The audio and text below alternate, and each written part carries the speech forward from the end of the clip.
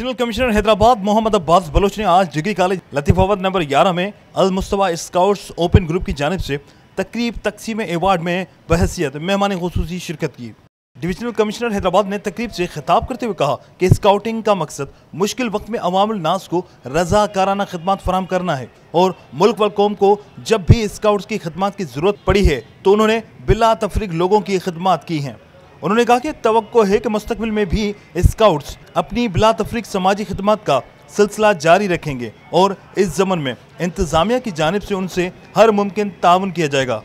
उन्होंने अवामुल नास को अपील की कि वो अपने प्यारों की वैक्सीनेशन ज़रूर करवाएं ताकि इस वबा के नुकसानात को कम से कम किया जा सके। तकरीब में डायरेक्टर एजुकेशन सैयद रसूल बख्शा, DHO हैदराबाद डॉक्टर लाला जाफर, स्काउट्स के Syed Akhtar Munir, assistant commissioner तालका Latifabad Mohammad Fahad Mir, ASP Hasnain व दीगर मुतलका अफसरान समेत अल मुस्तफा स्काउट के रजाकारों व दीगर ने भी खिताब किया और हैदराबाद में स्काउट्स की कारकर्दगी और रजाकाराना खिदमत पर रोशनी डालते हुए कहा कि ओपन स्काउट्स ग्रुप्स के फाल होने से मुआशरे को रजाकाराना खिदमत की फराहमी में आसानी होगी। बादस डिविजनल कमिश्नर मोहम्मद अब्बास बलोच ने बेहतरीन कारकर्दगी का मुजाहरा करने वाले स्काउट्स में अवार्ड तकसीम किए। तकरीब स्काउट्स के अलावा दीगर मौजूदीन भी मौजूद थे। कैमरामैन उमर हैत के साथ इमरान चलकियारी, धूम न्यूज़ 24/7 हैदराबाद।